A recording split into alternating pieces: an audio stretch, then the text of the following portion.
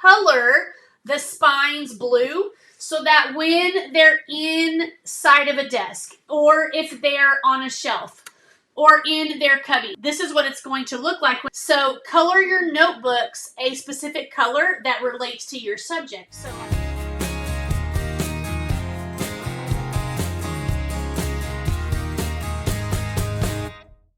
hey y'all, welcome back to part 2 of my interactive notebook series, where today I am going to be sharing some of my favorite tips and tricks to help you get interactive notebooks started into your classroom. Let's go. My name is 𝗕𝗫 𝗦𝗲𝗃, and I am the teacher author behind 𝗕𝗹𝗪forSecondGrade.com. And if you've been around for a while, it is no surprise to you that I absolutely love implementing interactive notebooks or math journals into my classroom.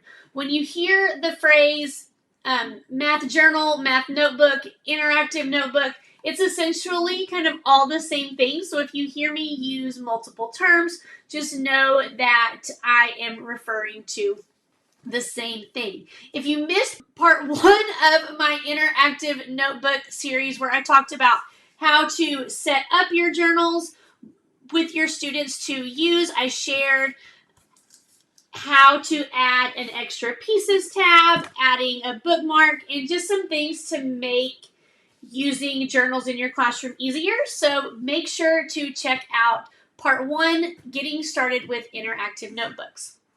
So let's dive in with my first tip, and tip number 1 is going to be to include a table of contents.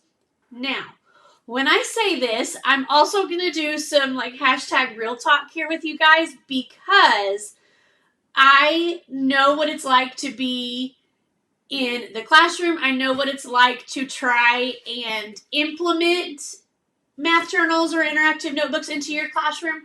So before I really even share any of these tips, I'm going to kind of go back for a second.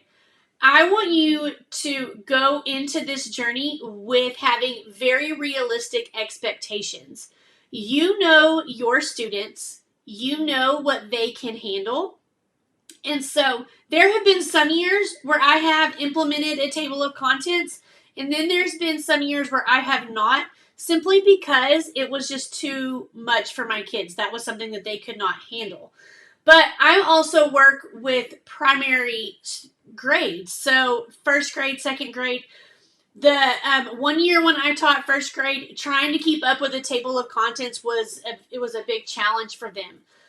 Whenever I was in second, some years it was easy and some years it was not. So again, be very realistic with your students and know that if you don't have a table of contents for your interactive notebooks, me personally, I think that is okay.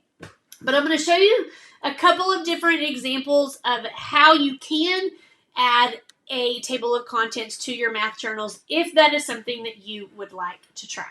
Some teachers might just simply have students write table of contents across the blank space, and then you could have your kids write on the lines. Now, depending on what grade level you are teaching, it might be really easy for them to write on the lines. And for some, I can think of some second graders who could write on these lines and they could do it really well. And then I see some second graders who they would use 4 lines to write one title. And so just really depending on your class, you could have them write at the front. Or in primary grades, what I have done is I just made a blank template and we glued it into our journal. And this just has the spaces for the lines. They're just wider so that it's easier for younger kids to write in. So again, this is a completely personal preference when adding a table of contents to your math journal. So what I would recommend before adding any piece of content, I would skip. In this example, I've got 3 blank pages, but probably realistically, I would add even more than that. I would probably skip and leave maybe 5 blank pages before getting started. And that might sound like a lot, but at the beginning of the year, you have to keep in mind that they are going to be using these all year long. So you have to have enough space to add content for an entire year. And like my guided math units, the curriculum that I have created for 1st through 3rd grade, there might be an interactive notebook activity every single day, or we might do them multiple times a week. And so there might be multiple pages per concept. And so you just want to make sure that you have enough space for a table of contents. Now, again, you absolutely do not have to. My master copy, which this was one that I created a few years ago, which I'll share more about my master copy here in just a minute. But it does not have a table of contents. Like, it just starts out with just page 1. And remember, that is okay. Now, my second tip goes along whether you're going to use a table of contents or even if you're not, is I teach my kids to number every single page in their journal. So I know some teachers that, like that first week of school, they actually have their kids go through and they number every single page in their notebook at the beginning of the year. Now, again, this is going to depend on your class and what grade level you are teaching. I personally never did it all at one time. I would maybe have them number 10 pages at a time. So I would actually go through with them. We would talk about how when you turn the page, make sure you don't skip a bunch of pages and so forth. So we would label, 10 pages at a time. But another tip for having your pages labeled, so whenever you get your notebooks out for the day, you can have your kids say, okay, today we're going to be working on page 3. So instead of just saying something like turn to the next blank page, you know exactly what blank page they should be turning to. And so it just kind of helps with that classroom management and not wasting time or having them like flipping through a bunch of pages or turning to the middle of their notebook and gluing something down on a random page. So tip number 1 would be to, if you wanted, include a table of contents. Tip number 2 would be to number each page in your notebook. And then if you are using a table of contents, they can write, like, this is what they did for page 1. Then this is what they did on page 2, what they did on pages 3 and 4, and so forth. So that when they are going back and using this as a reference and looking at things later on, that they can use their table of contents to help them know where certain skills or certain activities are. Tip number 3 is going to be all about storage. So depending on your classroom and your setup, you might have your students keep their journals in their desk. Maybe you have all of your math journals in a basket. Maybe you have them keep them in cubbies. So each classroom setup is going to look a little bit differently, but I do have 2 tricks that can help with that. So if anything, you probably have multiple journals in your classroom. You might have a math journal, a reading response journal, a writer's notebook, science and social studies. And so sometimes, yes, when ordering school supplies, you might have all blue notebooks for math and all red for reading and all green for science. But sometimes that's not the case. And so some tricks to help with that. Even if all of your journals have the same color cover, which, let's be real, like sometimes you have kids that bring the right blue journal, and then you might have kids that bring the pretty notebook. That's just being realistic, right? And so a tip that I have would be to pick a color that represents the subject that this journal is for. So since primarily I talk about math, blue was just kind of always my math color. But what you can do is on the spines of the notebook, so even though like maybe the cover is blue, maybe it's not, color the spines blue so that when they're inside of a desk, or if they're on a shelf, or in their cubby, when they see the blue spine, because more than likely this is what it's going to look like when they look in their desk. They can't see the cover of it. They can only see the side. So color your notebooks a specific color that relates to your subject. So that way, if they're just reaching in their desk, they know they need to pull out the blue one, and they're not sitting there for 5 minutes trying to figure out which notebook that they need. Another tip that I might have, maybe you are departmentalized, and so you have multiple math classes, and let's say you store your notebooks in baskets, or you store them in like magazine holders. So what you can do is write student names with a black marker, and so that way, if you have student notebooks and maybe they're stacked on top of each other, kids can just easily look for their name along the edges of the paper, or they can look for their number. So that is another trick to kind of just help with storage and being able to access their notebooks quickly without wasting a lot of time before you get started. The next tip that I'm going to share is going to be implementing concept tabs. Now, this is something, especially my first few years starting out, I did not do because it can be somewhat time consuming. But it actually can be very beneficial for your kids because the purpose of an interactive notebook is so that they can refer back on it when working on things independently. So, what are concept tabs?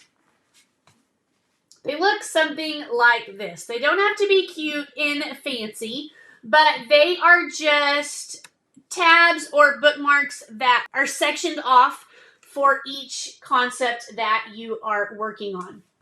Now, I'm going to be real. The first time that I tried to implement concept tabs, it was kind of a disaster because I pre-did all of them, thinking that okay, I'm going to use 4 pages for addition and 5 pages for subtraction.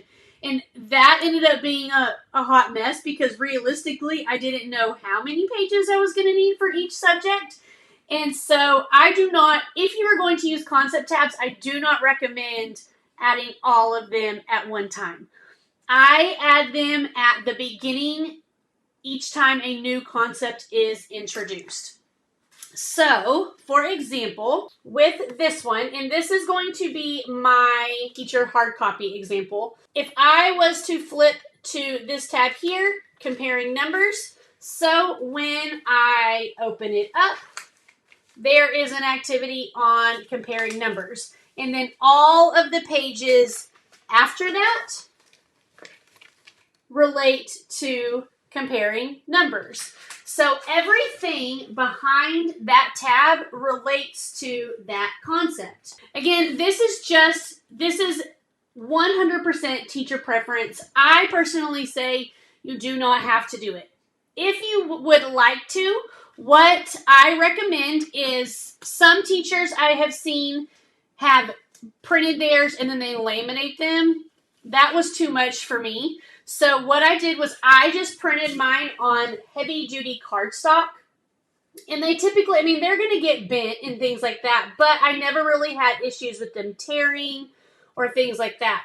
And then I used just regular Scotch tape to tape the front and back side of the tab so that it was secure whenever kids turn the pages. So you might be wondering, Marcy, this looks great. Where can I get this resource? Where can I find tabs like this? Where can I find my journal cover? Where can I find your table of contents page?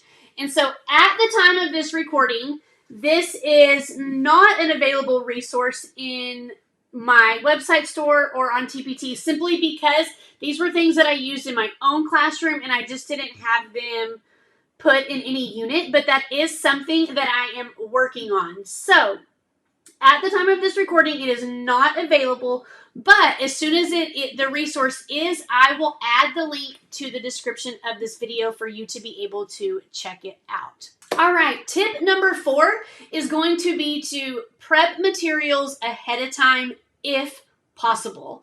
So a lot of teachers tend to shy away from using interactive notebooks because they say, oh, like it takes too long for my kids to cut out all of the pieces. And so in most of my interactive notebook resources, I tend to try to make things very simple to cut. So that would be using lots of straight lines and not so much zigzag or curved lines. Let me show you an example. Let's take this for example. So what I might do is I might have like each little piece cut out ahead of time. And so then I might maybe have them laid out in a stack on my table and kids could just walk by and pick them up. And so then the only thing they are going to have to do is cut the line here in the middle and then glue their tab at the top. Or maybe I just have simple activities like this, where all they're doing is they are just cutting out one big box and gluing an entire activity in there for them. But anything that you can prep ahead of time is going to be beneficial. So let's say you have an activity where they're having to sort something into pockets. And so what I might do is I would have these pieces like readily cut for them.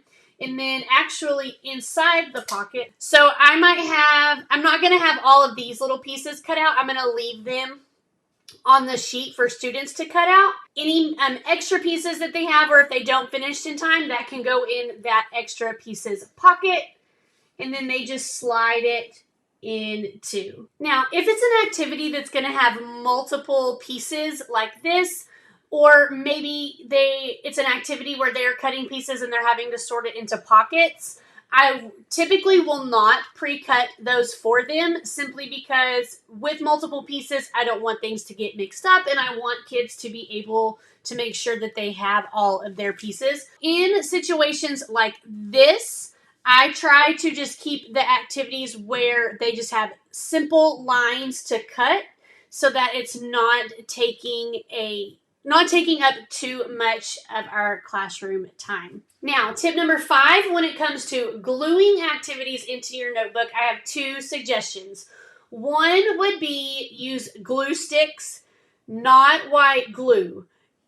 Now, if you teach upper grades, white glue is perfectly fine, but primary teachers, even though you might teach ... not a lot, you're going to have kids who squeeze that tube of white glue and it's going to go everywhere and then the pages are going to stick together. So I recommend either using glue sticks or you can use glue sponges. And I'm going to show a picture here, and I'll also link in the description of this video a blog post that shows you how to make glue sponges. But what you do is you just I buy cheap Tupperware containers from the dollar store. And then inside, I put a sponge. And then on top of the sponge, I pour 1 bottle of white glue. Then what your kids can do, they take their piece of paper, they press it onto the glue sponge because the sponge absorbs the stickiness.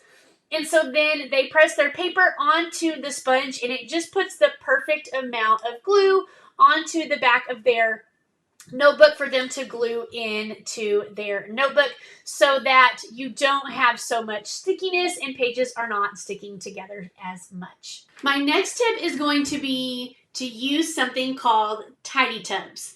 So what tidy tubs are, they're just like mini trash cans, basically. I've seen people use like real mini trash cans. These are just plastic buckets that I got, I think, from Hobby Lobby. And so what I did was I had a tidy tub at the middle of each table. And so this is where all of their scratch paper would go. So they cut something out, all of their scraps go into the tidy tub. Because what I found was that kids would cut things out and then they would want to get up and they would want to go throw things away. And then they might get distracted and want to talk to a friend. And so instead of having them get up to go throw their trash away, they just put everything into the tidy tub. And then at the end of our math block, I would have one person from each group go empty the tidy tub into the trash can. And it just kind of cut down on having students get up out of their seat. My next tip is going to be to have a master copy of your math journal or interactive notebook that you are creating with your students. The reason why I say have a master copy is so that, one, you always have things to refer back on from year to year and how you did things. It's also really good for kids to see an example of how you set things up within a notebook. Maybe you have a kid absent that day and they need to know how to put an activity in their notebook. They can easily come and they can look at your example in your notebook so that they can see how to complete it. This is also really good if you use interactive notebooks in your math station rotations to have this set up as an example for kids to see how to put things in their notebook independently. What I did was the first year I created mine and then I just kept it as my master copy to use year after year. And then, I could decide, do I want to make tweaks? Do I want to do that same activity? And so forth. So it just kind of helped me with my planning year after year as well. And then my last trick is to set routines and procedures for your notebooks. Kids need to know how to take care of them. They need to know how to treat them. They need to know that if they take their journal and they just shove it in their desk, that their pages are going to rip and things are going to fall out.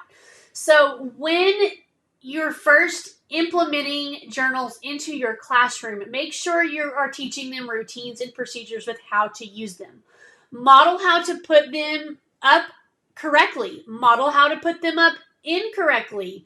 Model how they glue things in their notebook. Model how they do not glue things in their notebook, and so forth. So just make sure that you are setting the expectations for them from the get-go. And also, I'm going to say it again, this is the first thing that I said, but be realistic with it because you are working with 6, 7, 8-year-olds. And so their notebook might not look perfect just like yours. It might be a little bit sloppy. It might be a little bit messy. And that's okay. That's all part of the learning experience. If you have any questions about interactive notebooks, I would love to help. Feel free to leave me a comment below. And I'm so excited for part 3. You are not going to want to miss it. Part 3 of this video series is going to be what kind of activities can you do in an interactive notebook and how do you do them. So make sure you hit that subscribe button so that you do not miss it when it releases. If you have any questions at all, feel free to leave me a comment. Otherwise, I hope you guys have a blessed one. Bye.